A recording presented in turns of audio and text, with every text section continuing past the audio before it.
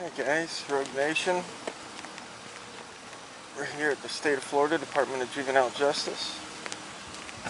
We're in Pine Hills.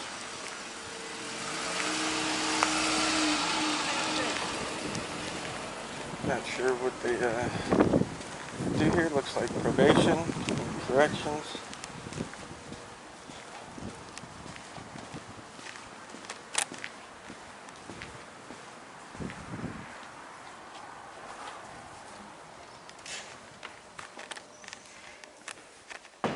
Hello. Hello. I'm just coming in to see what's going on here in the facility. I'm an independent journalist. Okay, but you have to speak to someone to do that.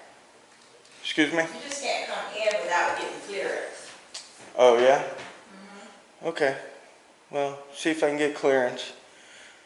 So, is this a detention facility or? No? You don't know?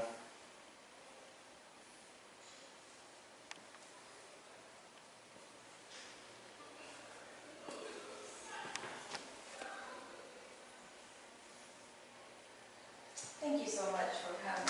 This gentleman here says he's an independent journalist and he wants to get a picture. I told him that's not allowed. So I just need me some. That's not allowed. Let me call Ms. Richardson and you can speak to her, okay? Sure. Your name? I go by Captain Awesome. Captain Awesome? Awesome. Awesome. Captain Awesome. Awesome. You look very nice today. You look better. You guys are making me blush.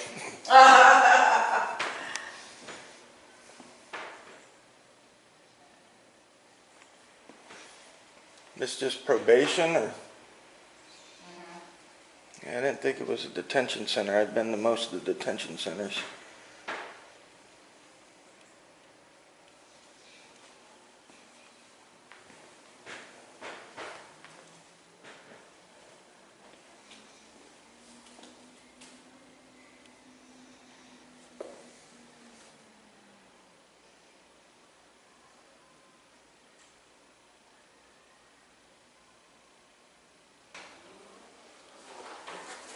Hello, sir. Hello. Johnny Alderman, Chief Probation Officer. How can I help you? I don't know. They called you. I was just in to see what services were offered in the building and, just video some of my public officials in the course of their duties. Okay. You can videotape whatever you want. Just don't take any pictures of the kids or the families. Yeah. Okay. We don't worry about that. We can speak if you want to know about services or anything like that. Well, I thought I saw it was like a probation office, and if that's so, I wanted to possibly request records on how many kids are under probation services from this facility.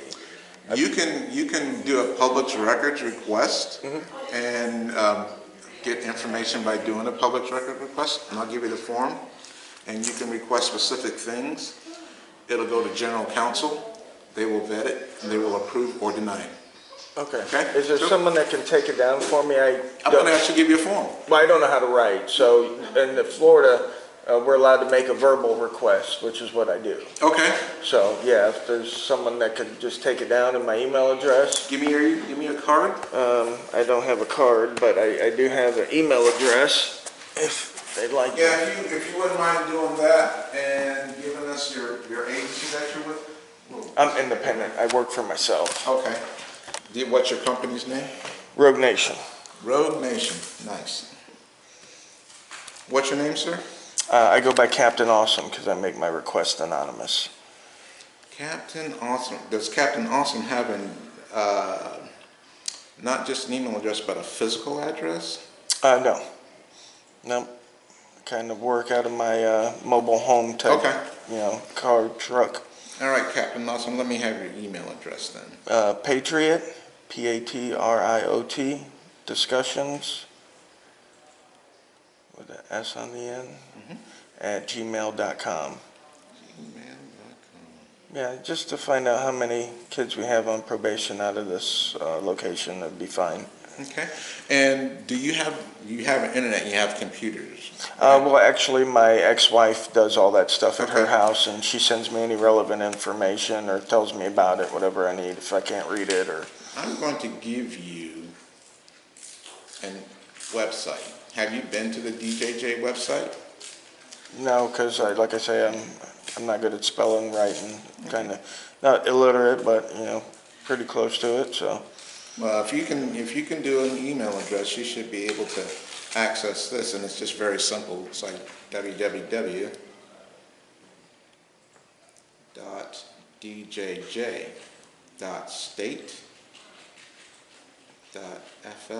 www.djj.state.fl.us. And you can actually pull statistics statewide if you want. You can break it down by county, whatever you want. You can break it down by circuit, zip code, which Okay. will give you specific details and breakdowns on how many kids in the state of Florida that Yeah. live in, or how many kids in the state of Florida on supervision, on intake status, how many kids are actually on supervision by zip code. Brian, the lead counsel for you guys, was telling me about that, but I much prefer to go and visit the places themselves because I'm out and about a lot covering stories, so it's usually within my area. So I will tell you, if you're talking about Brian Berkowitz, right? Yeah. Okay. If you want to do that, you get permission from Brian. Brian tells me to come, I'll make an appointment with you. We'll sit down and we'll walk through all kind of numbers. Okay. Because that information is all public record. Just Right. the names of the kids and Right. families aren't Right. public record. Exactly. So Yeah, people no, will call and say, can you tell me if my kid's on supervision? I'm saying, I'm sorry, I don't know who you are. Right. You would be telling me that you're this kid's dad. Right. But I don't know that for a fact. But until you come and produce identification and we know that you are this kid's actual father, You can't not release getting anything. nothing. Right, It's, no, and I totally agree with that. yeah. That's Regardless, they're kids. Yeah, I just but look they for still have rights. I look for general records, but I like to visit the facilities and just keep an eye on how things are going.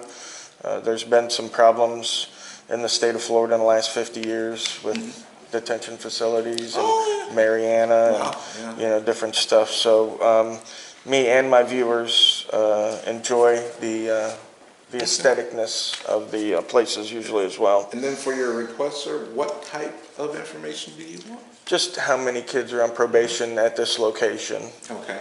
Well, this is not the only location that we have in the circuit.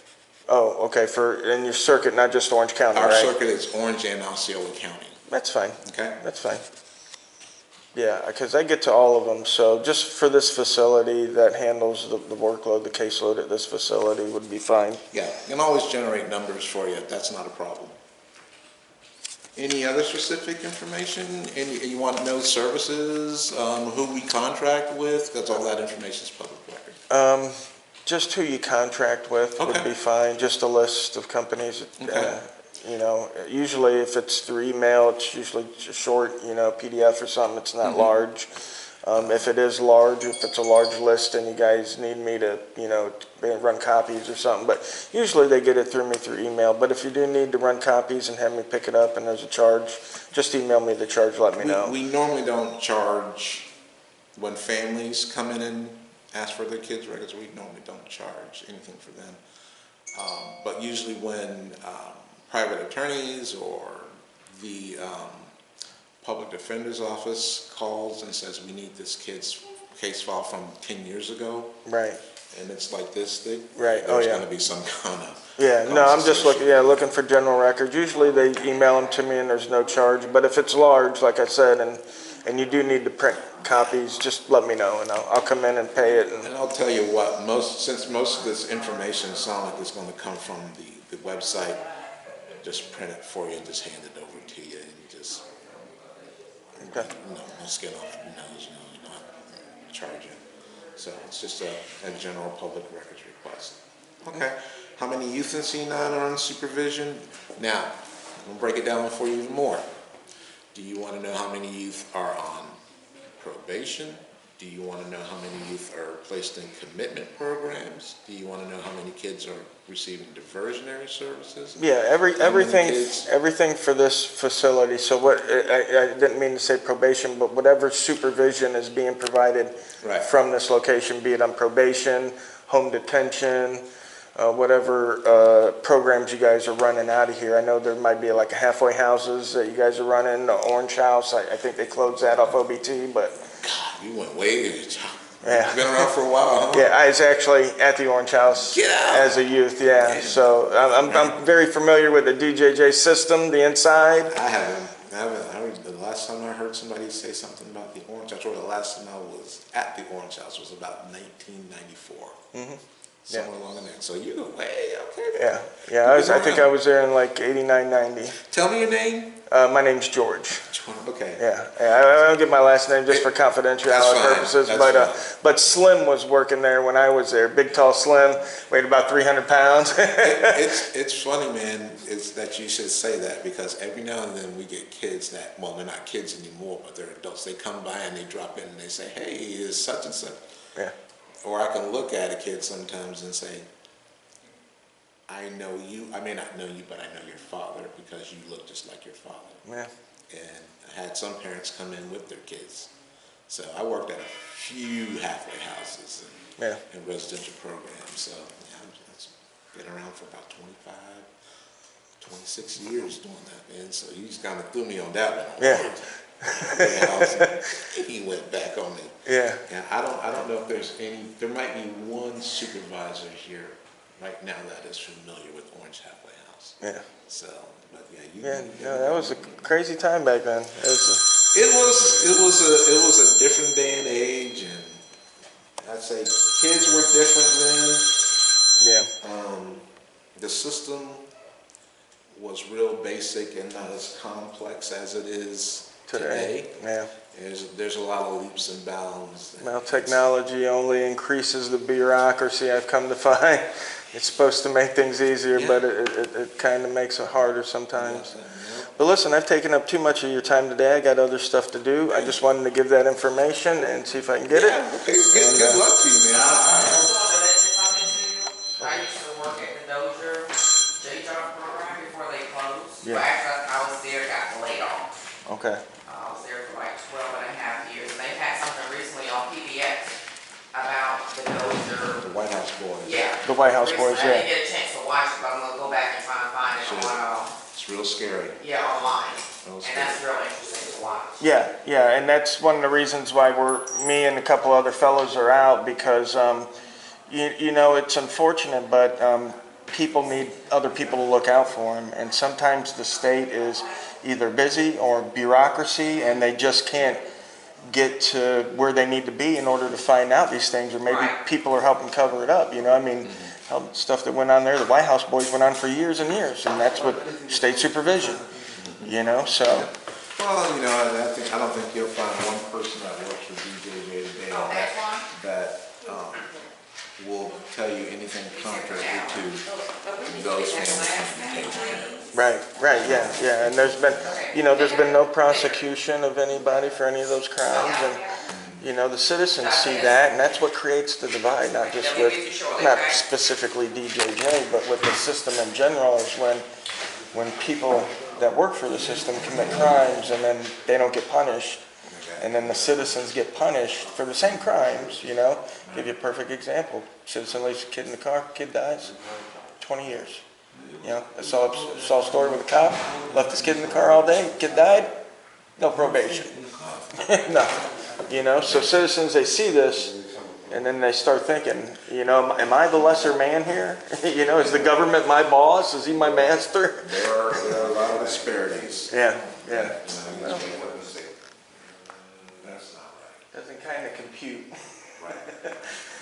The dream and reality ain't matching up.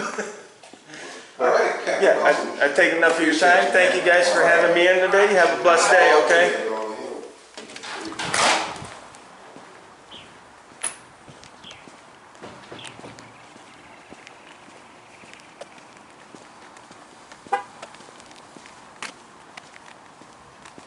Well, not too bad of an interaction there.